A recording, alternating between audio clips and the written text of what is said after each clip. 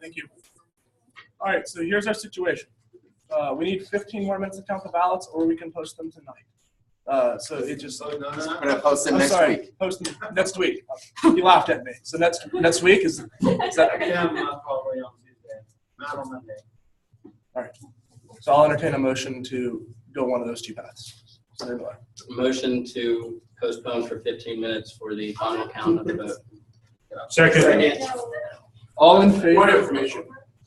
Yes. What was the purpose of the time limit? Like, why is that even? Like, why we just? We need to recess because we haven't finished counting the ballots. Is that in the rules or something? You don't have an official count. There's no. Oh, okay. So I need 15 minutes, or I need to do it again. We'd have to recess again for 15 minutes, or we can postpone till Even the 15 minutes is not a again. few days. Just a preference. Depends if you want to sit or not. Can I amend my motion to postpone until the completion of the counting of the ballots? Second. All in favor of postponing the meeting until the counting of the ballots is finished, please say aye. Aye. All opposed? Aye. Any abstentions? Motion's failed. Raise You wanna do a raise? Okay. All in favor of postponing the meeting until the counting of the ballots and finished, please raise your hand. All opposed? Any abstentions? That motion's failed. Is there another motion? Treasurer Kurt?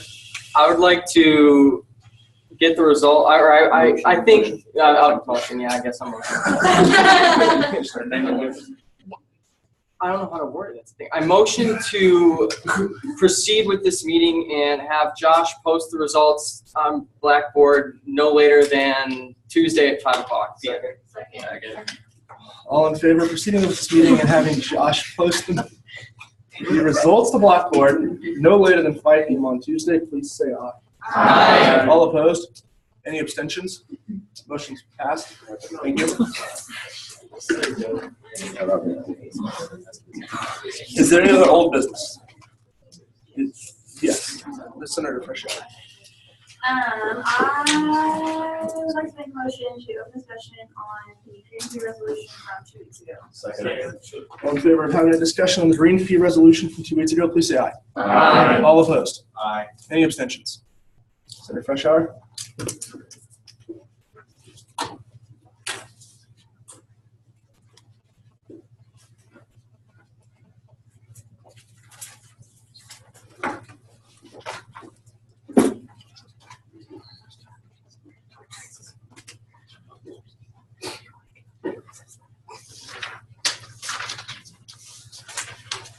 Okay, this will be quick, I promise. My committee has decided that we are not going to continue moving forward on the resolution from 2 weeks ago. We are not making amendments to it. We are essentially tossing it and doing nothing with it anymore. In new business, I plan on presenting my new plan of action regarding a green fee and talking to you guys about it then. I would like to make the motion to close discussion. Second. All in favor of closing discussion, please say aye. Aye. All opposed? Any abstentions? Thank you. Is there any new business? Yes. Senator Freshour? I would like to make a motion to open discussion on, I would like to make a motion to present my new presentation regarding the green fee and open discussion. All in favor of presenting the new resolution on the green fee and having a discussion on that, please say aye. Aye. All opposed? Aye. Any abstentions? Thank you. Senator Freshour? And it's actually not a resolution. Okay, I'm sorry. No, it's okay. I just wanted to clarify that. I only have like one thing to physically show you guys, so I'm mainly just going to be talking. But like I said, our committee decided that we are not going to write a resolution right now or fix the old one regarding the green fee. Our new plan of action is essentially,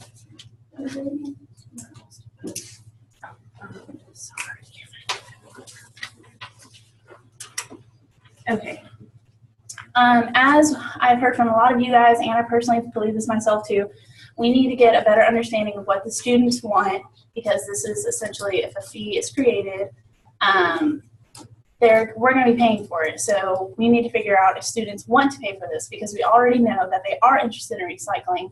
But now it's just a matter of, are they really interested if it comes to a cost to them? So what I'm essentially wanting us to do is on the ballot have a question separate from fees, separate from everything else, really just a general polling question asking them, okay, how much would you want to pay for a recycling fee? I want to like hit this really hard. It will be completely separate from everything. It's not anything with HPC fees. It's not something that they are voting on. It simply is us including it on the ballot just so a general consensus of students see it, but it has nothing to do with being implemented in the fall 2016, spring 2017 year.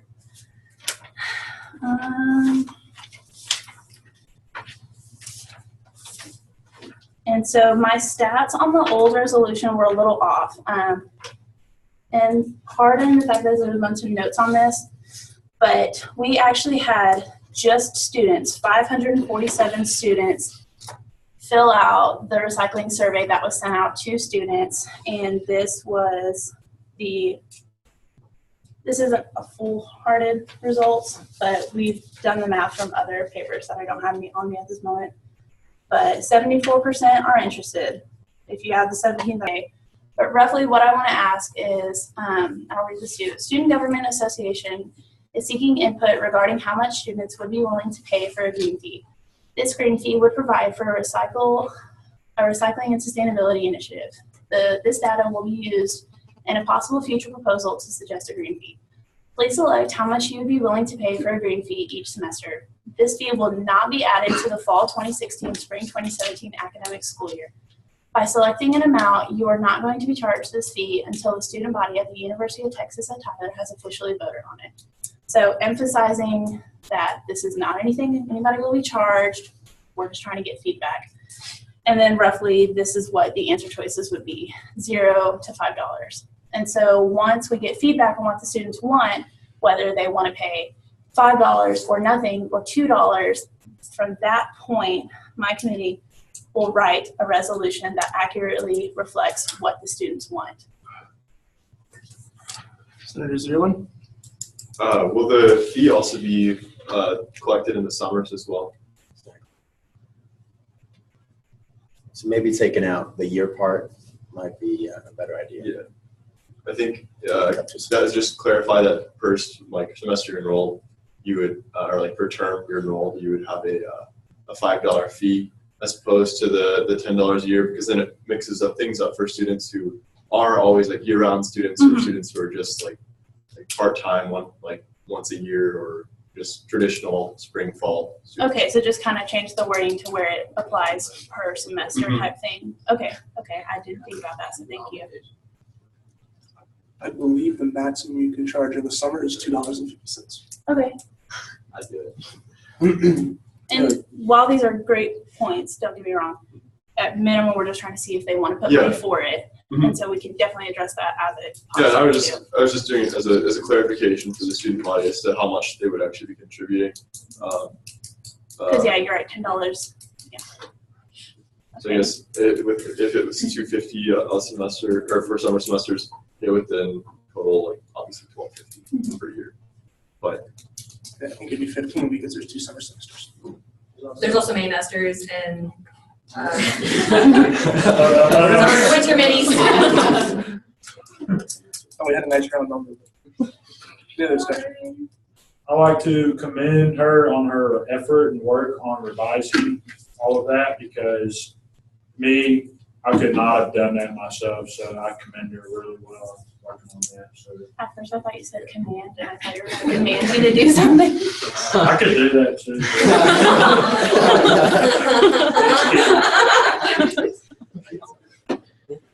Vice President Vandershans. I would like to motion to close discussion and to put the green fee on the ballot in the upcoming election. Second. Yeah. Green fee. The sustainability. the poll. The poll. Oh, Not the green oh, fee, okay, yeah. Yes. Motion to close discussion and poll the students on the upcoming ballot in the upcoming election for the sustainability issue. initiative. Second. All in favor of putting? Point of information. Yes. Yeah. So we can put polls on the election like that, an election ballot. Rod, can we do that? I don't, it doesn't say you can't in the Constitution. Because it would be a student fee, that's why it would go on there. Even as a poll. Because it's the interest of a student fee. And in the main reason is just, we're pushing voting. So if we're trying to get a decent turnout for this poll, it just makes better sense to at least try to put it Well, on I mean, it's a there. great avenue to do it. I just wanted to make sure there's with the Constitution, because I didn't realize that we did it. Sorry. All in favor of putting the poll in the upcoming ballot in the upcoming election? I'm sorry, can you restate that? There was a lot of words in there. There was a lot of words. Putting the sustainability initiative poll on the upcoming election ballot. All in favor of putting the sustainability poll on the upcoming ballot, please say aye. Aye. All opposed? Aye. Any abstentions? Thank you. Motion's passed. Is there any other new business? All right, due to the very inspired speech given during the open forum section, I would like to give the executive board a chance to explain their perspective both on the rules based on y'all's decision, and as well as anything that's facing Senator Blogan as a consequence of this issue, considering he is a candidate for president. And he has served very, very loyally and tactfully as a senator for his position. So if this is something that the executive board feels comfortable and we can count on y'all to address, then at this point, I'd like to make a motion to open discussion to allow y'all a chance to explain y'all's side of this. Second. In favor of making a motion to allow the executive board to explain former Senator Blogan's position in SGA? All right, please say aye. Aye. All opposed? Any abstentions? Aye. All right.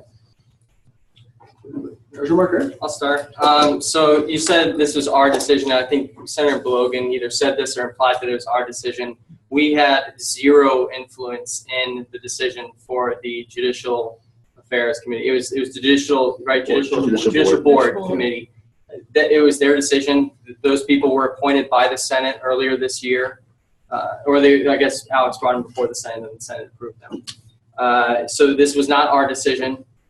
I don't know, I wasn't in the meeting today. None of us are going to the Judicial Board meeting, so I don't know what was discussed there.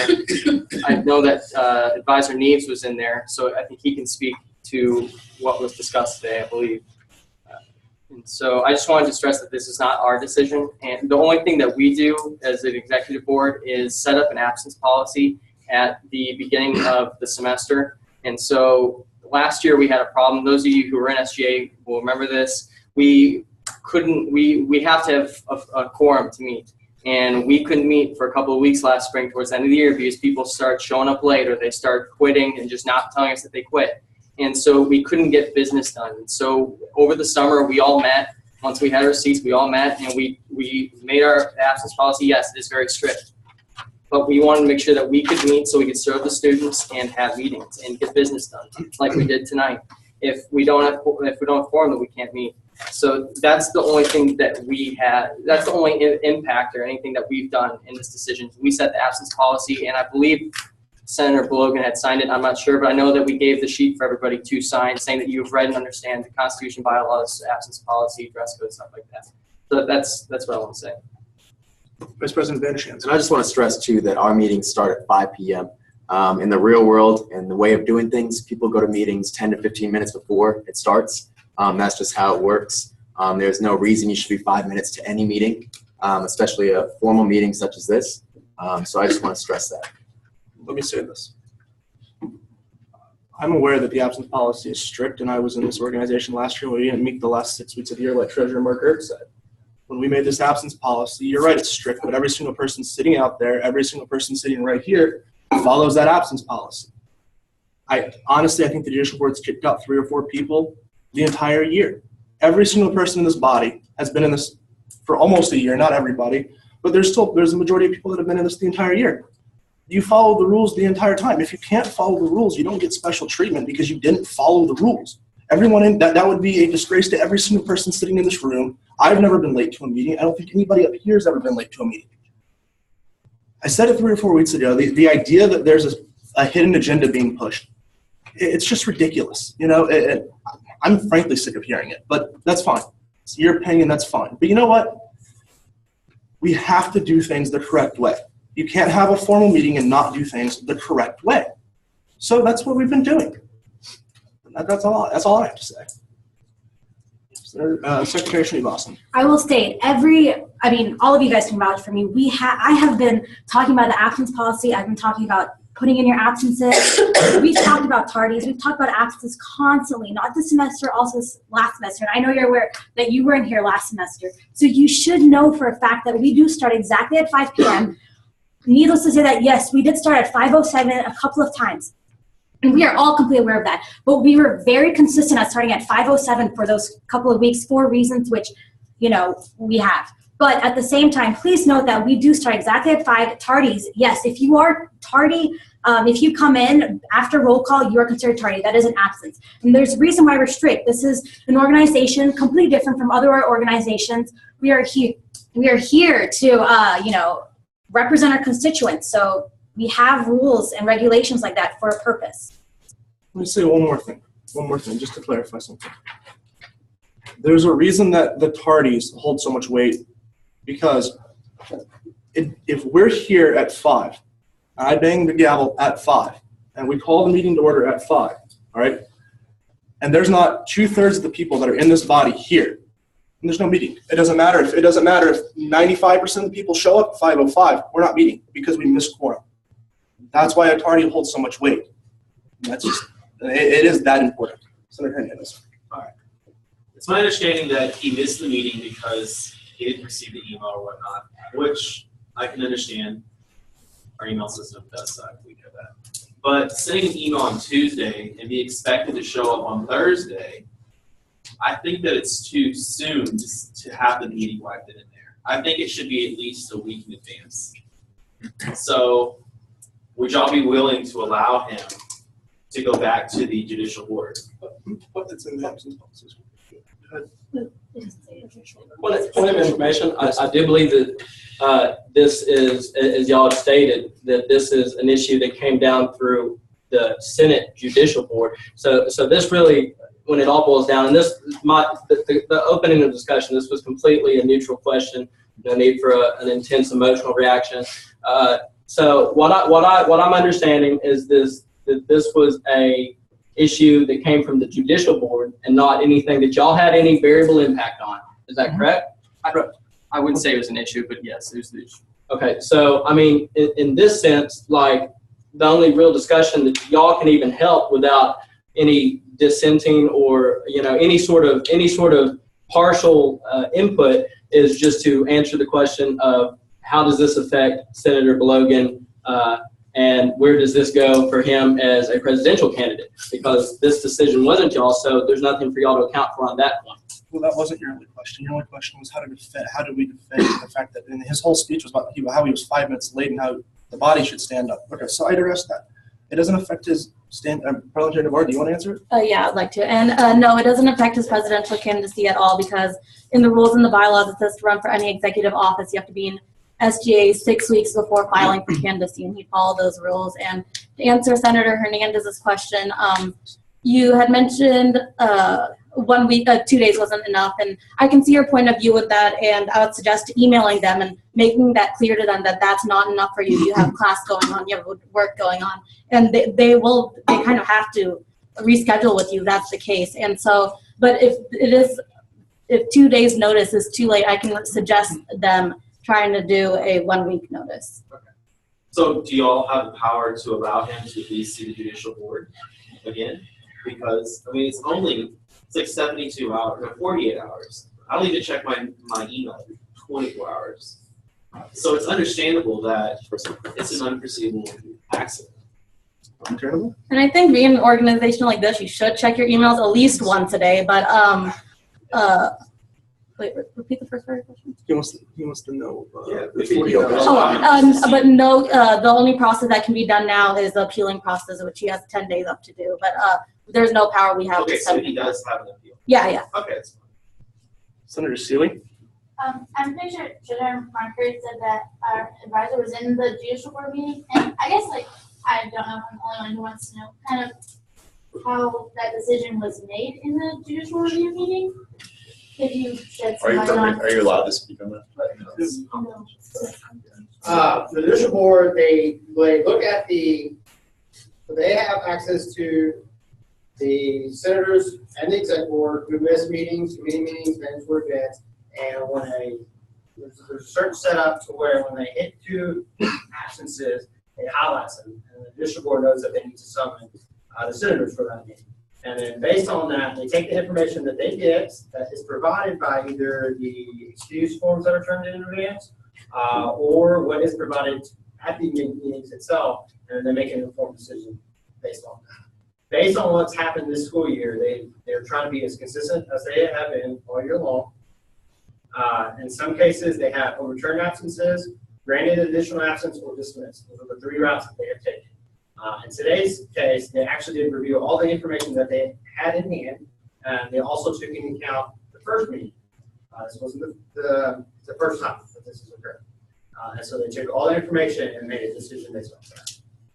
So it wasn't just an automatic. They actually tried to do what they could. Senator Foss? So, correct me if I'm wrong, but he was 5 minutes late once, and that caused him to meet with the judicial board? I'll correct you because you're wrong. Right. Okay. He was like 4 times? All the time. I prefer to get permission from him before you start talking in specifics. Senator Logan? Yeah, good. All right. About the discussion, I was late. I would give you permission. You can, if you give me permission, then but I'm not giving you permission to speak. But if you give me permission, then we can go through the reasons for the absences. Yes, you could. I give you permission to do so, but before I could give permission, I want to say something first before I give you permission to speak. Can I do that? What do you think? I think.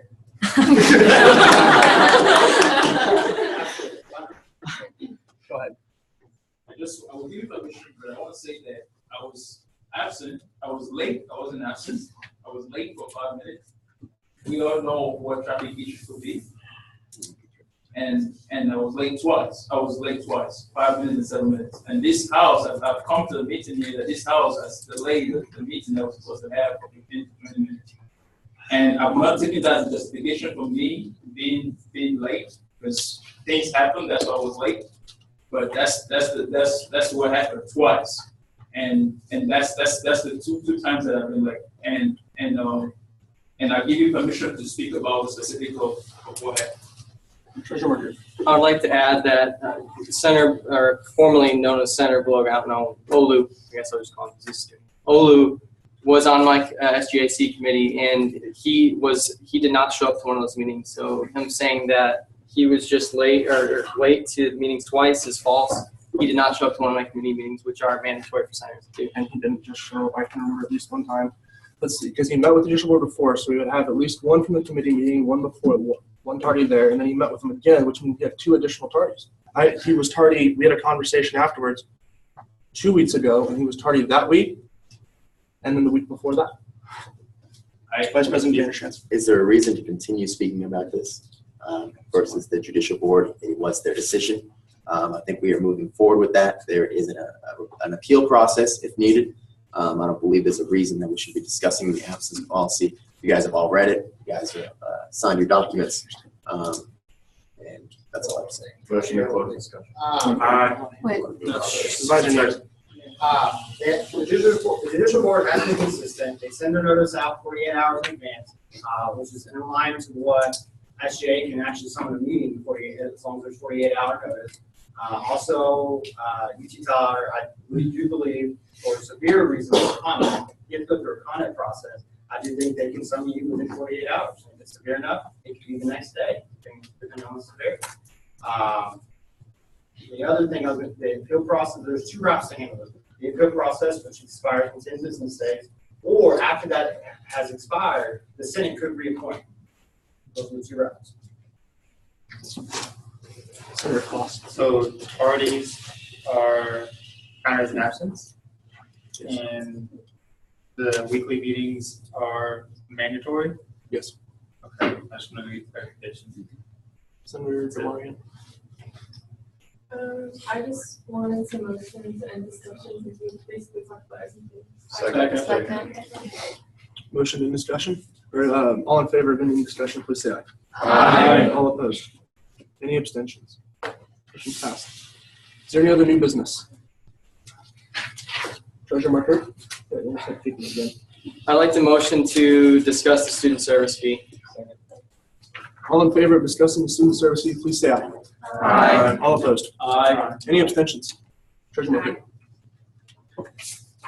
All right, I'm sorry, I'm sure that you guys want to leave, but I think that this should be discussed tonight. So I've had a couple of conversations with Dr. Patterson, our advisor, one of our advisors, and he has informed me, and this is also going off of what Wanda Mercer said. According to the law, either the student government can vote to increase the student service fee, or we can send this to the students. So we as a body have not made it clear on whether or not we want to vote to increase the student service fee or if we want to send it to the students. I'm personally in favor of sending it to the students and putting it on the ballot, but I think that we should make that decision as a group and so there's no confusion, because the law does say that SGA can do it if we want. So I just wanted to open this up for discussion. Senator Freshour? I say yes, I'll give it to the students. Senator? So what would be the phrasing of it? Would it just be asking if they wanted an increase, or would it be a specific monetary amount of student fee? Well, it would coincide with what we already voted and approved for the tuition and fee proposal. It's just a refresher for those of you who don't remember. Currently, the student service fee is $11 per semester credit hour with a max of $150 per semester. What the proposal does, or says it asks for, is a $1 increase in the cap, not the semester credit hours. So if you're taking more than 14 hours, more than 13 hours, sorry, then this affects you by raising your fee by $1 for the fall semester and then $1 for the spring. So it's a $2 difference per year total. So this isn't like a big change that we're doing. It's this was just the proposal that we voted in favor for back a couple of months ago. So like, what are the implications of if we pass it like as a body or as a the student body? Like, what happens? Like, if they say yes, does that mean it's automatically passed? And then if we say yes, is it automatically passed? As far as I know, and going off the law and my discussions with Dr. Paris and what Wanda Mercer has said, who's Vice Chancellor for Student Affairs, you're right, that we have two options. We can either send it to the students, and if the students vote in favor for it, then then that's the new fee. Or we can vote on it. We could draft something maybe for next week or something and vote on it, and then it would become a fee. So it's just two different routes. Do we feel like we should vote on it? Or do we feel like the students should vote on it? You could make an argument for both. I think that if we wanted to vote on it, we could say that we're representative of the students. We're supposed to represent their interests, but also it wouldn't be a bad idea to seek to just go out and send it to all the students and just see what happens. So if I'm hearing you correctly, we're not raising the fee technically, we're raising the cap on the fee? Yes. Okay. Well, that was the proposal made by the administration. We can change that if need be. I don't know. I believe not this year. The system's only approved, has already approved certain amounts based on the proposal that was presented back in February. And so I believe it has to say how the proposal was written. So we would vote, or let the students vote, that we agree with what was proposed by. Well, it's when the proposal that we discussed for a couple months there, the tuition fee proposal that Dr. Doty came and spoke about. Right. They presented that to the Board of Regents. The Board of Regents has to approve every time you want to add a fee. The Board of Regents has to approve it. And when the Board of Regents approves it, that means they just send it to the students to vote on it. So when they have to approve the fee, they said, okay, you can ask the students if they'd like to raise it from, was it 150 to 151? And then it becomes, we have the power here vote on it, or we can pass it to the students. So that's the two options, and that's the reasoning for it. I think it's impossible to argue the benefit of voting on it here over sending it to the students. So I motion to send this to the students. Second. All in favor of sending this to the students, please say aye. Aye. All opposed? Nay. Any abstentions? Aye. Motion's passed. Is there any other new business? Advisor comments? I'll try to work on this tomorrow. What I'm gonna do is I'm do electronic, put in so that it's active. Not that I can go back and double check it. Not time I'll try to post it tomorrow, but definitely by Tuesday on the changes to the model. Is there any other announcements? Entertain a motion. Motion to adjourn. All in favor of adjourning, please say aye. Aye. All opposed? Any abstentions? Secretary Sherry Dawson, please dispense the roll call. President Free, Here. Vice President Mandersham, Present. Treasurer Mark Hurt, Right here. Parliamentary Navarre, Senator Bai, Here. Senator Adams, Senator Faber, Senator Brahmi, Senator Barrios, Here. Senator Billings, Senator Byram, Here. Senator Davis, Here. Senator Foss, Present. Senator Freshour, Senator Anita Gamarian, Senator Romina Gamarian, Senator Guy, Senator Hart, Senator Hernandez, President. Senator Jamal, Senator Jawad, Senator Johnson, Here. Senator Kishore, Senator Luna, Senator Martin, Senator Martinez, Senator Medina, Senator Miller, President. Senator Musni, Senator Rogers, Present. Senator Seeley, Senator Shelton, Senator Shipley, Senator Staley, Senator Said, Senator Tan, Senator Templeman, Senator Toole, Senator Yen, Senator Zierler. Meeting adjourned.